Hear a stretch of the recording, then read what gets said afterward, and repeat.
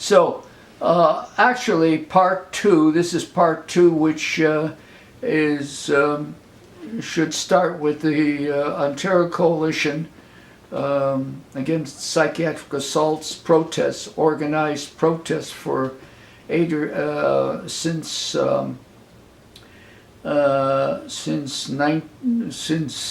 2004, actually, since 2004 or 5, against electroshock at Queen's Park, in front of the parliamentary buildings and other places in Toronto, because one of the top priorities of CAPA was the total abolition of electroshock in Ontario.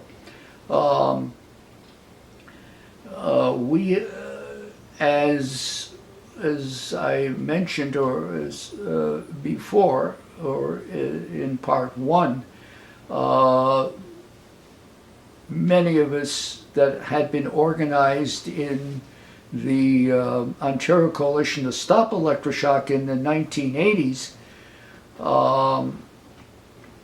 were unsuccessful, except that I should have mentioned a very important nonviolent civil disobedience action was held in the Minister of Health, in the Health Minister's office in July of 1984, because he refused. At that time, the government of Ontario was alerted and interested seriously in the issue of electroshock. We were getting some publicity then after many of us gave testimony at a public meeting of the Toronto Board of Health on January 17th, 1984. And at that time, the Toronto Board of Health passed a motion which called for the temporary suspension or moratorium against electroshock, including more research, after 7 of us gave powerful testimony in Toronto City Hall. That was in 1984. That was followed up in the summer of 1984 with the when 3 of us, Bonnie Burstow and Johnson, I'm trying to remember her first name, and myself held a sit-in, nonviolent civil disobedience in the Health Minister's office, because he refused to appoint a shock survivor on the 16-member committee that he had struck following the Toronto Board of Health event to investigate shock in Ontario. And it was doctor dominated. There was no survivor on, so a bunch of us said, well, okay, you're not going to ask a shock survivor to be on the committee, then we're going to pressure you with nonviolent civil disobedience. And 2 to 3 days of nonviolent civil disobedience in the minister's office, I think, produced a result which was helped by some media coverage. I forgot the reporter's name. It was a city reporter, and it'll come to me, but I should fast forward. He finally appointed Carla McCaig, who is a member of Honor Road and a lawyer, a shock survivor as well, to the committee. The only shock survivor on the 16-member committee who was opposed to electroshock. Anyway, because of her participation informed consent was finally spelled out in the recommendations, that before someone was shocked, you had to get informed consent. Of course, now we know it's a sham, because in most informed consent forms in Canada and the United States, brain damage and permanent memory loss is conspicuously missing. They don't bother to inform patients that memory loss, that your memory loss can be permanent as well as brain damage. Only a couple states have the intellectual honesty to admit permanent memory loss and brain damage as common risks in their patient information forms. Not Ontario. It's a sham. It's a shame. It's intellectual dishonesty that's condoned by the government of Ontario and all other governments that refuse to come clean with the destructive effects, permanent effects of electroshock on the brain and on people's life.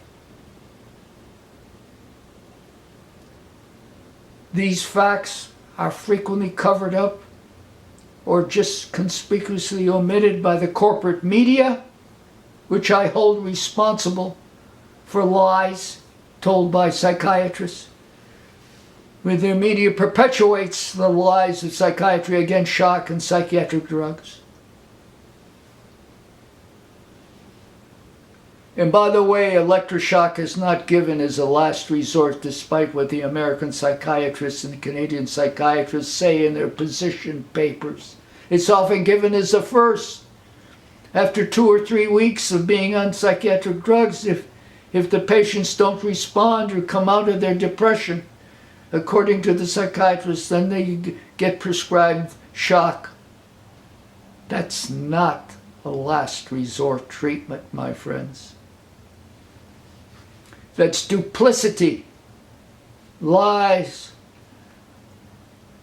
brutality. Anyway, the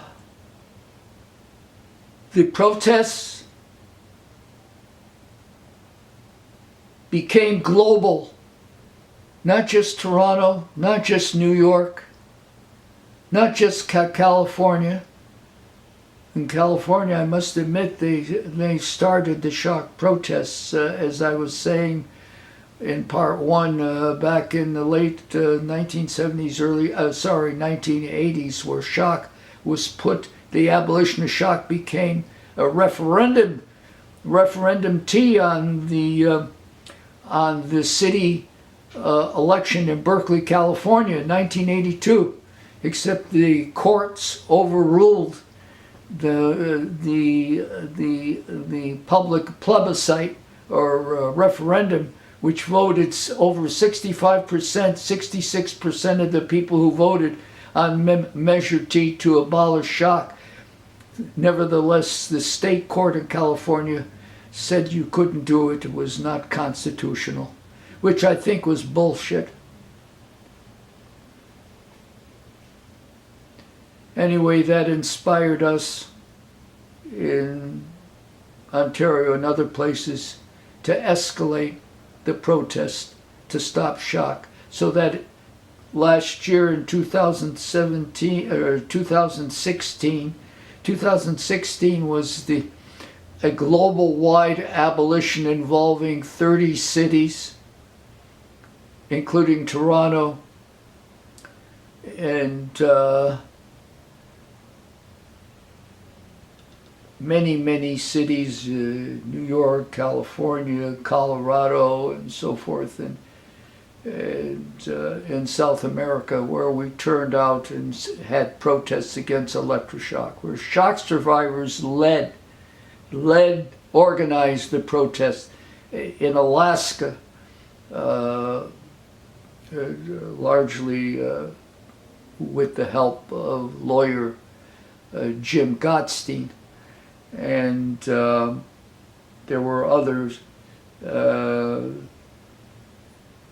mainly led by women in other cities.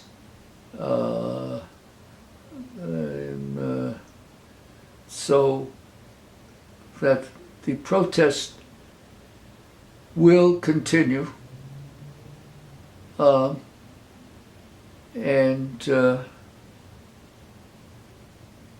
I encourage people who see this